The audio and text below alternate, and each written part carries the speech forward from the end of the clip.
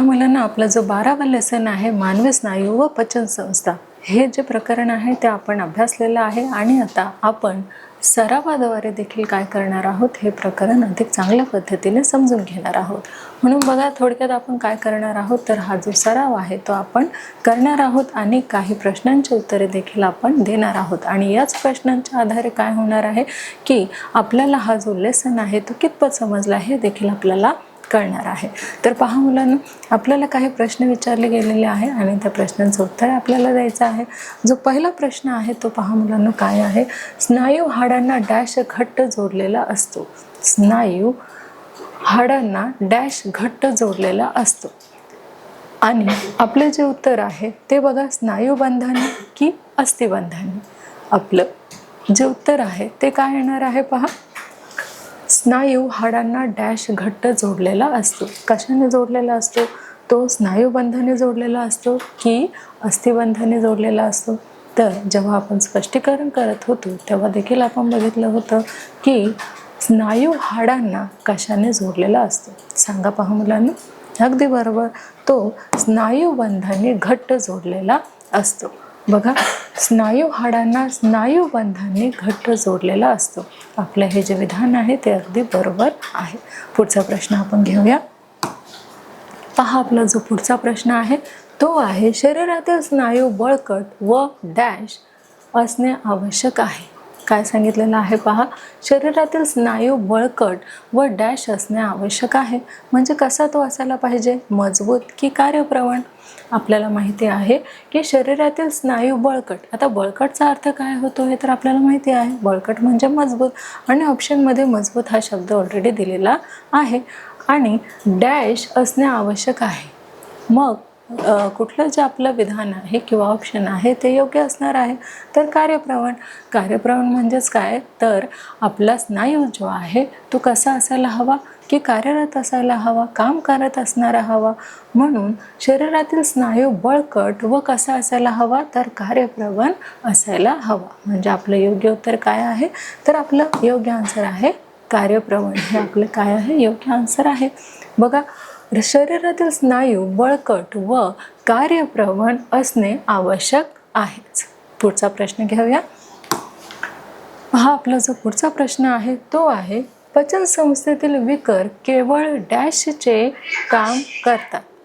काय सांगितलेलं आहे की पचन संस्थेतील विकर केवळ डॅशचे काम करते. ते कशाचे काम करते, तर ते उत्प्रेरकचं काम करते की संप्रेरकचं काम करते?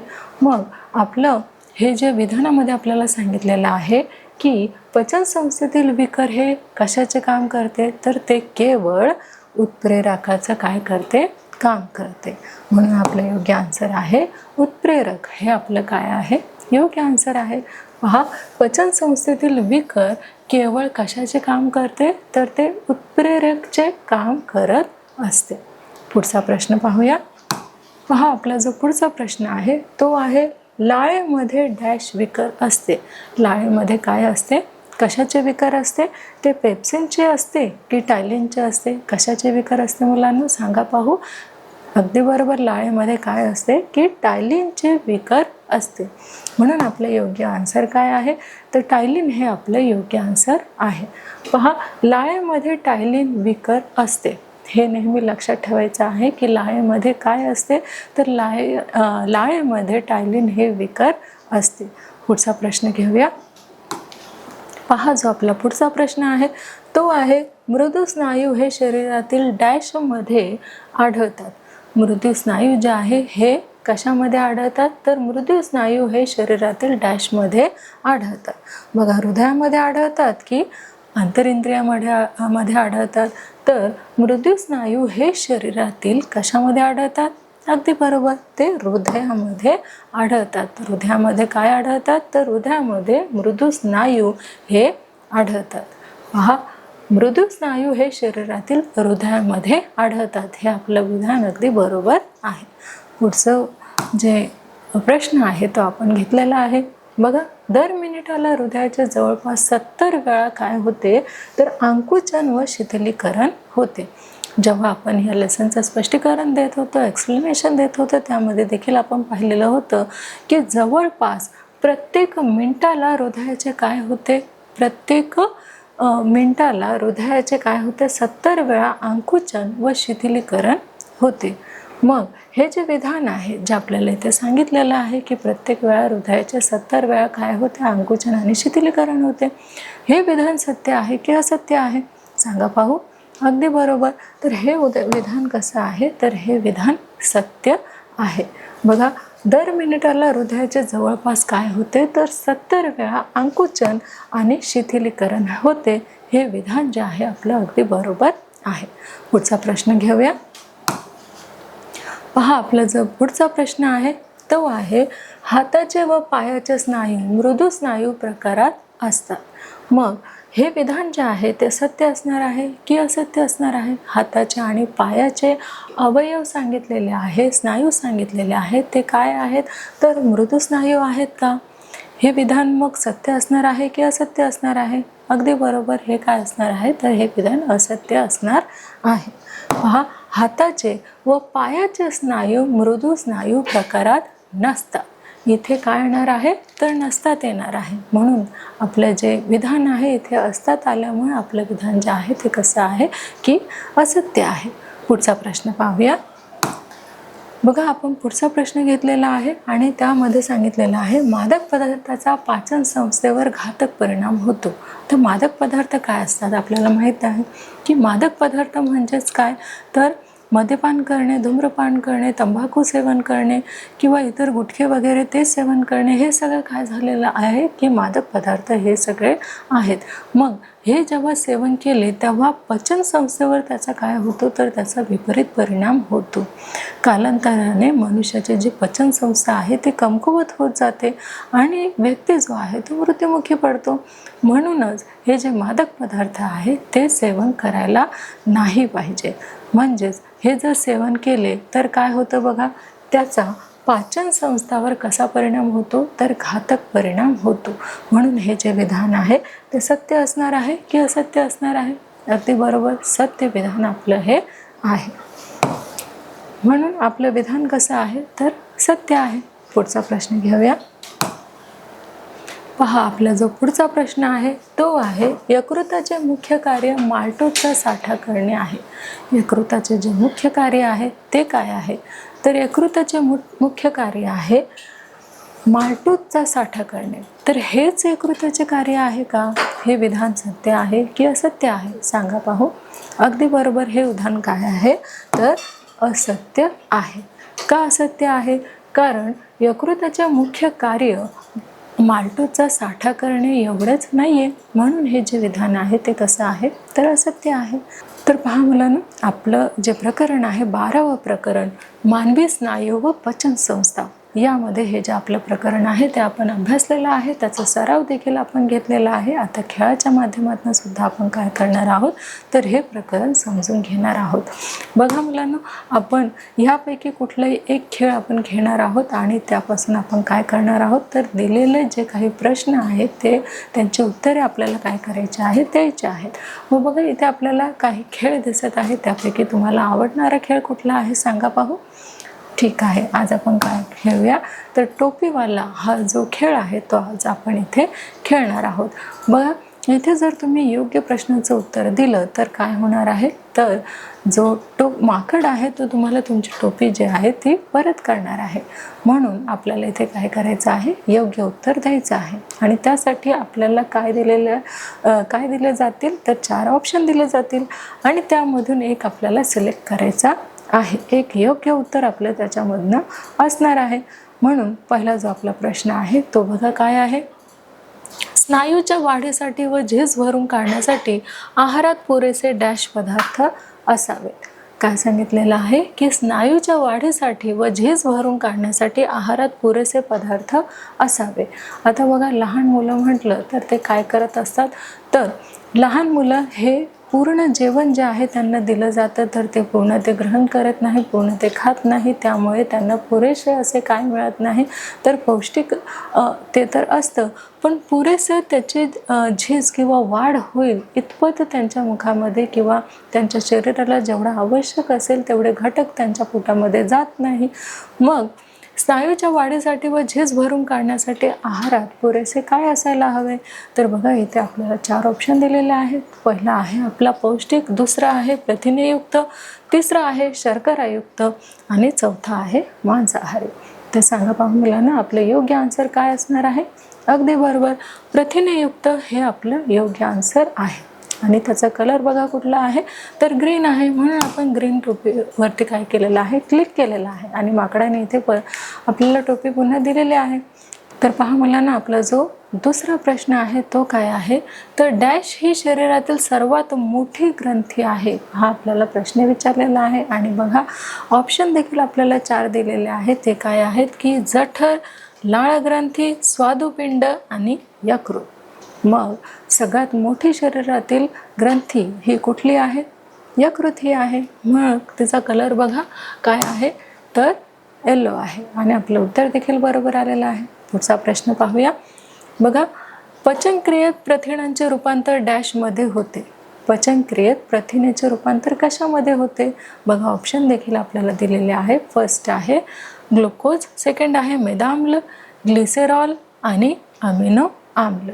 काय सांगितलेलं आहे पहा, पचनक्रियेत प्रथिनाचे रूपांतर हे कशामध्ये होते? तर प्रथिनेचे जे रूपांतर आहे ते होते अमिनो आणि आम्लमध्ये. आणि त्याचा कलर कुठला आहे? तर येलो कलर आहे. पहा आपलं उत्तर हे बरोबर आलेलं आहे. पुढचा प्रश्न घेऊया. पहा आपला जो पुढचा प्रश्न आहे तो आहे डॅश ही नळी घशापासून जठरापर्यंत अन्न पुढे ढकलण्याचे कार्य करते. तर कुठली अशी नळी आहे जी घास जो आहे तो काय करते? तर जठरापर्यंत अन्न पुढे ढकलण्याचे काम करत असते. मग इथे आपल्याला 4 ऑप्शन दिलेले आहेत. फर्स्ट आपला ऑप्शन आहे ग्रासिका, सेकंड आहे ग्रसनी, थर्ड आहे अन्ननलिका आणि शेवटचे आहे श्वासन नलिका. तर मुलांनो, कुठला असा एक आपला ऑप्शन आहे जो योग्य असणार आहे? अगदी बरोबर, कुठला आहे तो? तर ग्रासिका ही काय करत असते? तर ग्रासिका ही नळी घशापासून जठरापर्यंत अन्न पुढे ढकलण्याचे काम जर कोण करत असेल तर ती कोण करते? तर ती ग्रासिका ही करते. मग आपलं योग्य उत्तर काय आहे? तर ग्रासिका आहे. आणि कलर कुठला आहे?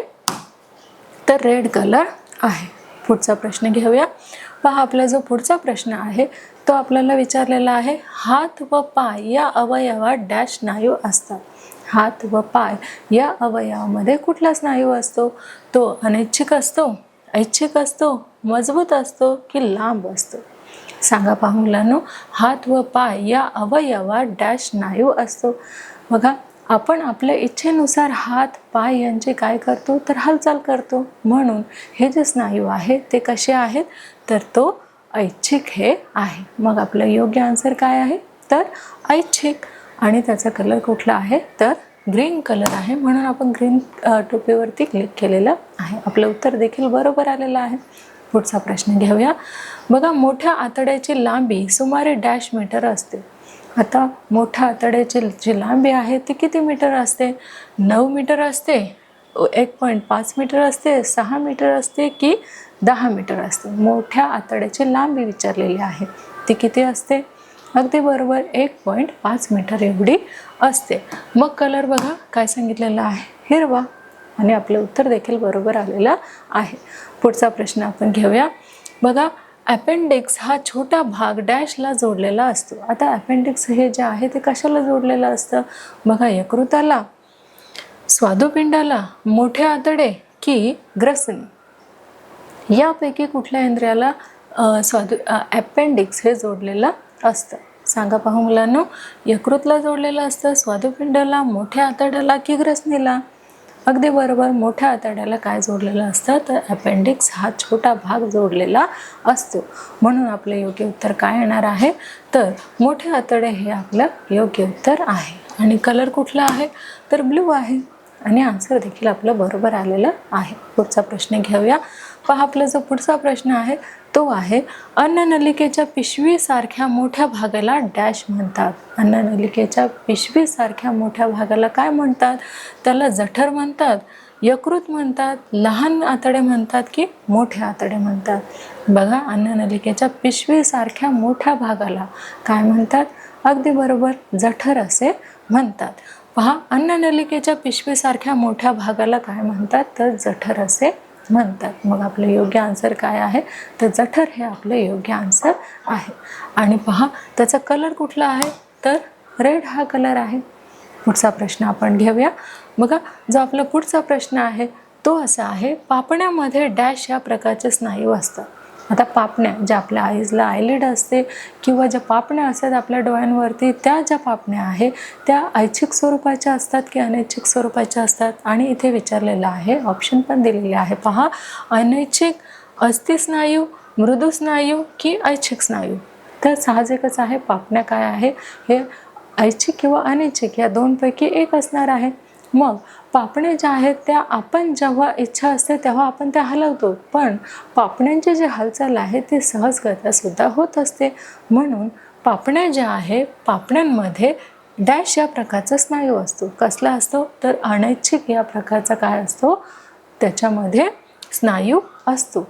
पण पापण्या ज्या आहेत त्या आपण स्वतःहून हलवल्या तर त्या हलतात, पण काही वेळेस काय होतं, म्हणजे नेहमीच काय होत असतं की पापण्या या अनैच्छिक प्रकारे त्याचं काय होत असतं, उघडझाप होत असते. म्हणून आपलं योग्य ऑप्शन काय आहे, तर अनैच्छिक हा आपला योग्य ऑप्शन आहे. आणि कलर त्याचं काय आहे, तर रेड आहे. मग आपला शेवटचा प्रश्न आपण पाहणार आहोत. बघा, आपला शेवटचा प्रश्न काय आहे, तर पचनाची क्रिया डॅशपासून सुरू होते. पचनाची जी क्रिया आहे ती कशापासून सुरू होते, आणि आपल्याला इथे 4 ऑप्शन देखील दिलेला आहे. पहा, जीभ, दात, मुख आणि जठर. तर बघा, पचनाची जी क्रिया आहे ती कशापासून सुरू होते, ती जिभेपासून सुरू होते, दातापासून, मुखापासून की जठरापासून. आता जठरचा तर इथे प्रश्न येत नाही, पण जिभेला बघा काय असतं, तर खूप चव असते की मला हा पदार्थ आवडतो, तो पदार्थ आवडत नाही. पण जिभेपासून सुद्धा काय होत नाही, तर पचनाची क्रिया होत नाही. फक्त चव घेण्याचं काम कोण करत असतं, तर ती जीभ करत असते. म्हणून इथे पचनाची क्रिया जिभेपासून तर होणार नाही. मग दुसरं पहा, दात. आता दात काय करत असतात की आपल्याला जे पदार्थ आवडतात, जे आपण खात असतो ते बाईट करण्याचं, चावण्याचं काम कोण करत असतं, तर दात करत असतात. म्हणून इथे पचनाची जी क्रिया आहे ती दातापासून देखील होत नाही. मग कशापासून होते, अगदी बरोबर, मुखापासून. आपण काय करत असतो, तर जो घास आहे तो आपण तोंडामध्ये टाकत असतो, मुखामध्ये टाकत असतो. म्हणजे सुरुवात जी आहे पचन क्रियेची ती कशापासून होते, अगदी बरोबर, ती होते मुखापासून. मग आपलं उत्तर काय आहे, तर मुख हे आपलं योग्य उत्तर आहे. आणि कलर कुठला आहे, तर ब्लू कलर आहे. आणि आपलं उत्तर देखील इथे बरोबर आलेलं आहे. पहा मुलांना, मानवी स्नायू व पचन संस्था हे जे प्रकरण आहे ते आपण अभ्यासलेलं आहे, त्याचा सराव आपण घेतलेला आहे. खेळाच्या माध्यमातून सुद्धा आपण काय केलेलं आहे की हे जे प्रकरण आहे ते आपण समजून घेतलेलं आहे. आता बघा, त्यावर आपण काय करणार आहोत, तर परीक्षा देखील घेणार आहोत. मग त्यावर घेऊया आपण एक छोटीशी परीक्षा. बघा, पचनक्रिया डॅशपासून सुरू होते आणि ऑप्शन दिलेले आहेत. पहा, जीभ, दात, मुख, जठर. तर पचनक्रिया जी आहे ती कशापासून सुरू होते, तर आपल्याला ऑप्शन दिलेलं आहे आणि त्या ऑप्शनमध्ये आहे बघा काय, तर अगदी बरोबर, मुखापासून काय होते, तर मुखापासून पचनक्रिया जी आहे ती सुरुवात होते. मुखापासून पचनक्रियेला काय होते, सुरुवात होते. आपला पुढचा प्रश्न पाहूया. बघा, आपला जो पुढचा प्रश्न आहे तो आहे, स्नायूच्या वाढीसाठी व झीज भरून काढण्यासाठी आहारात पुरेसे डॅश पदार्थ असावे. आणि ऑप्शन बघा आपल्याला काय दिलेले आहे, तर पहिला जो आपला ऑप्शन आहे तो आपल्याला दिलेला आहे, स्नायूच्या वाढीसाठी व झीज भरून काढण्यासाठी आहारात पुरेसे पौष्टिक असायला हवे, प्रथिनयुक्त, शर्करायुक्त की मांसाहारी. मग आपले योग्य उत्तर काय असणार आहे, अगदी बरोबर, आपलं योग्य उत्तर आहे प्रथिनेयुक्त. जर शरीराची वाढ करायची असेल, झीज भरून काढायची असेल, तर आपल्या आहारात काय असायला हवं, तर प्रथिनेयुक्त पदार्थ असायला हवे. कुठले पदार्थ, तर प्रथिनेयुक्त पदार्थ. मग आपलं योग्य आन्सर काय आहे, तर प्रथिनेयुक्त पदार्थ खाल्ल्याने काय होतं, तर शरीराची झीज भरून निघते आणि शरीराची वाढ देखील चांगल्या प्रकारे होत असते. मग पुढचा प्रश्न पाहूया. बघा, आपला जो तिसरा प्रश्न आहे तो असा आहे, की अन्ननलिकेच्या पिशवीसारख्या मोठ्या भागाला डॅश म्हणतात? अन्ननलिकेच्या पिशवीसारख्या भागाला काय म्हणतात? ऑप्शन बघा काय आहे? जठर, यकृत, लहान आतडे, मोठे आतडे. मग योग्य ऑप्शन आहे आपला तो काय आहे? अन्ननलिकेच्या पिशवीसारख्या मोठ्या भागाला काय म्हणतात? पहा, जठर म्हणतात, यकृत म्हणतात, लहान आतडे म्हणतात की मोठे आतडे म्हणतात? यकृत काय आहे? तर ती ग्रंथी आहे. म्हणून आपले योग्य आन्सर काय असणार आहे? जठर हे आपले योग्य असणार आहे. पुढचा प्रश्न पहा. अपेंडिक्स हा छोटा भाग डॅशला जोडलेला आहे. अपेंडिक्स हा छोटा भाग जो आहे तो कशाला जोडलेला आहे? यकृताला, स्वादुपिंडाला, मोठ्या आतडे की ग्रासनी? तर योग्य उत्तर काय आहे? अगदी बरोबर, मोठ्या आतड्याला काय जोडलेला आहे? तर अपेंडिक्स हा जो छोटा भाग आहे तो मोठ्या आतड्याला जोडलेला आहे. मग आपलं योग्य आन्सर काय आहे? तर मोठ्या आतडे हे आपलं योग्य आन्सर आहे. पुढचा प्रश्न देखील आपण घेणार आहोत. पहा, आपला जो पुढचा प्रश्न आहे तो असा आहे की डॅश ही नळी घशापासून जठरापर्यंत अन्न पुढे ढकलण्याचे कार्य करते. तर कोणती ती नळी आहे जी काय करत असते की घशापासून जठरापर्यंत अन्न पुढे ढकलण्याचं काम करत असते? आणि ऑप्शन बघा काय आहे? ग्रासिका, ग्रसनी, अन्ननलिका आणि श्वसननलिका. तर कुठलं अन्न जठरापर्यंत पुढे ढकलण्याचं काम करते? आपण जेव्हा अन्न खातो, आपण घास खातो, घास खाल्ल्याने आपली घशामध्ये काय असतो? तर घास असतो आणि तो पुढे ढकलण्याचं काम कोण करत असतं? तर ग्रासिका हे करत असते. म्हणून ग्रासिका काय आहे? आपलं योग्य आन्सर आहे. बघा, ग्रासिका ही नळी काय करते? तर घशापासून जठरापर्यंत अन्न पुढे ढकलण्याचं काम जर कोणी करत असेल तर ती कुठली नळी आहे? तर ग्रासिका ही नळी आहे. म्हणून ग्रासिका हे आपलं काय आहे? तर योग्य आन्सर आहे. पुढचा प्रश्न घेऊया. तर पहा, आपला जो पुढचा प्रश्न आहे तो असा आहे की पापण्यांमध्ये डॅश या प्रकारचे स्नायू असतात. आता पापण्या, ज्याला आपण आयलिड म्हणतो, त्याच्यामध्ये कुठल्या प्रकारचा स्नायू आहे? तो अनैच्छिक आहे, अस्थि स्नायू आहे, मृदू स्नायू आहे की ऐच्छिक स्नायू आहे? तर यापैकी तो तर अस्थि स्नायू नाही आहे, मृदू स्नायू पण नाही आहे. मग उरले दोन ऑप्शन, ऐच्छिक आणि अनैच्छिक. आता आपण पाहतो की जेव्हा आपण पापण्या स्वतःहून हलवतो तेव्हा त्या हलतात, पण जेव्हा आपलं लक्ष पापण्या हलवण्याकडे नसतं तेव्हा त्या स्वतःहून हलत असतात. म्हणजेच त्या काय आहे? त्या ऐच्छिक आहेत की अनैच्छिक आहेत? तर त्या कशा असणार आहेत? तर अनैच्छिक स्नायू आहे. म्हणून बघा, पापण्यांमध्ये अनैच्छिक या प्रकारचा काय आहे? तर स्नायू आहे. हे आपलं राईट आन्सर आहे. पुढचा प्रश्न घेऊया.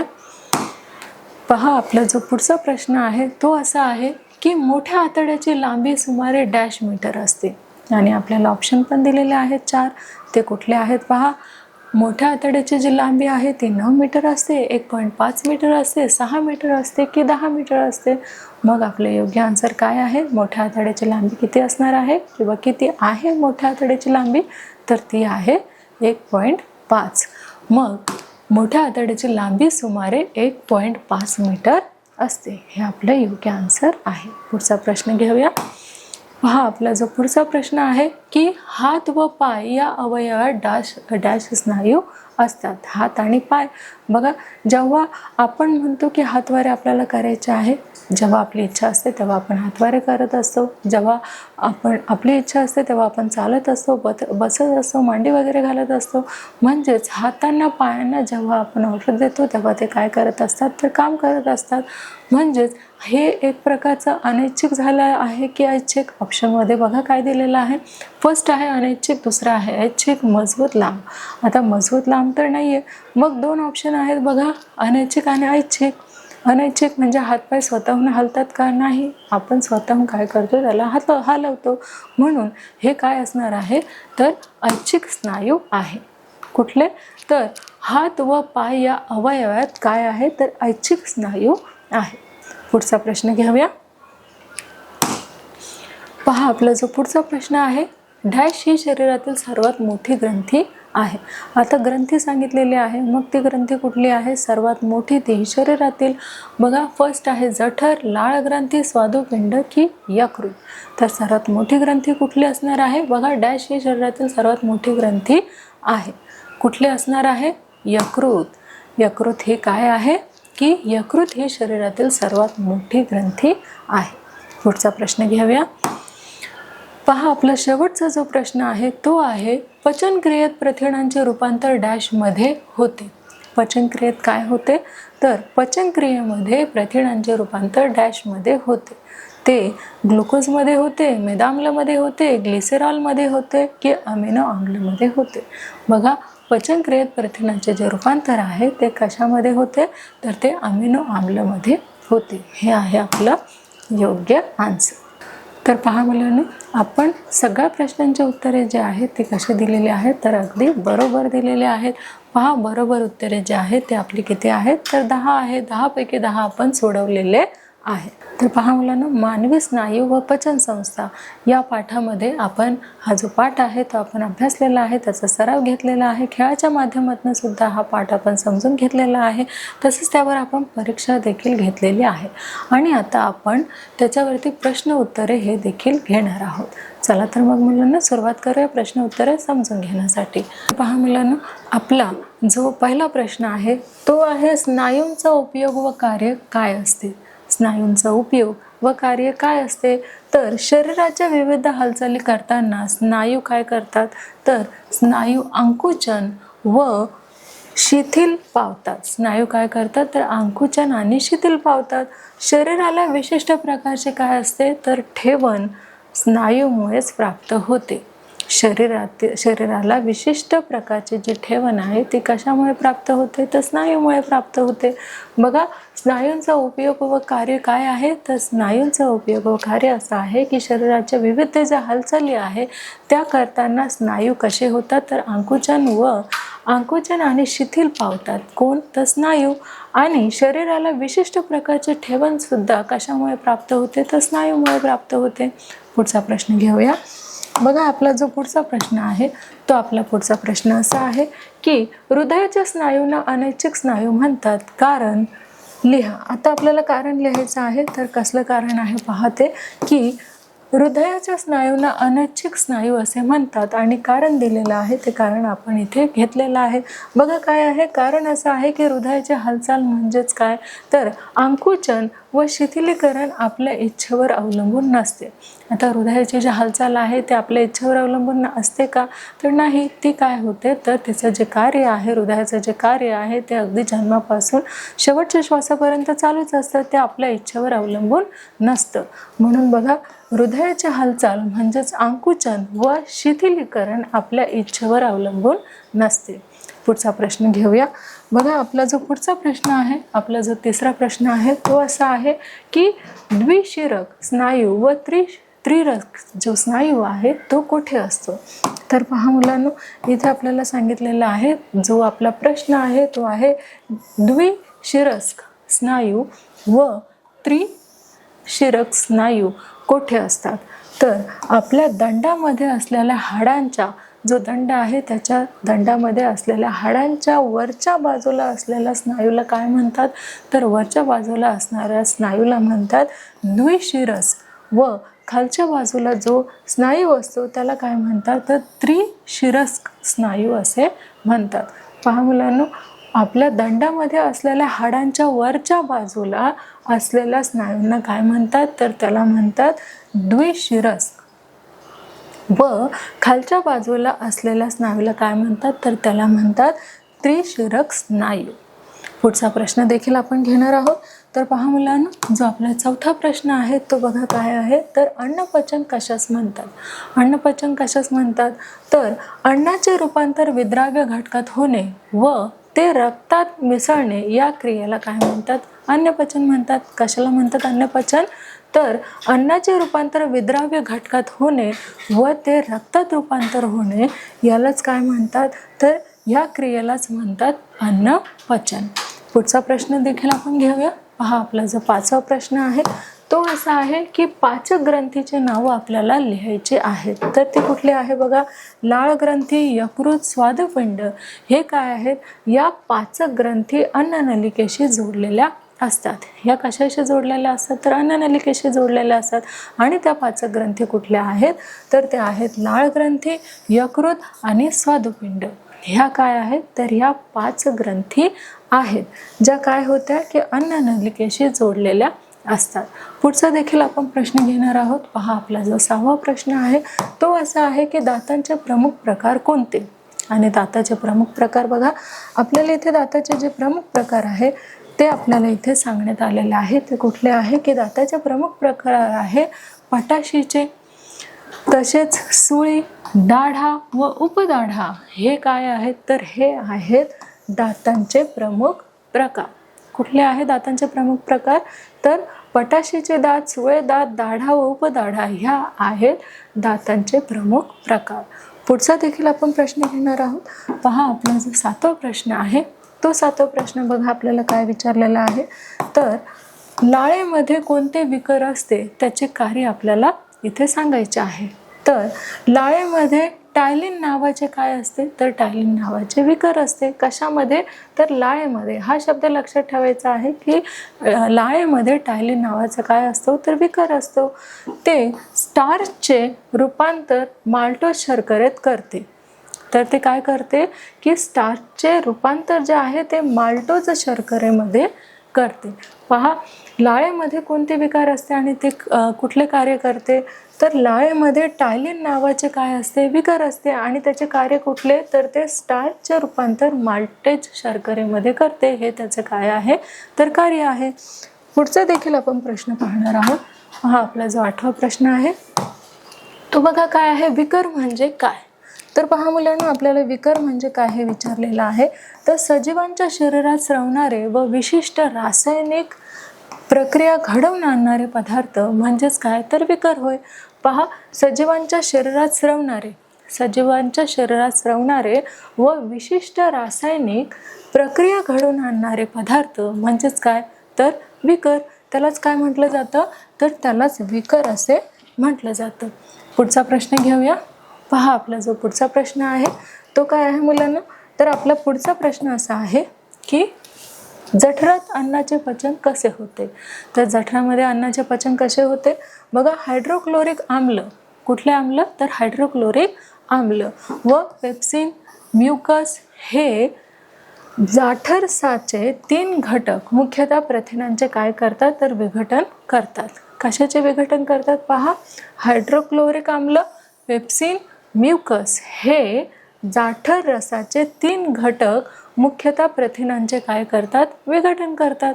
पुढचा देखील प्रश्न जो आहे आपला तो बघा, आपला 10वा प्रश्न असा आहे की मादक पदार्थाचे सेवन का करू नये. आता इथे आपल्याला सांगितलेलं आहे की मादक पदार्थाचे जे सेवन आहे ते का नाही करू.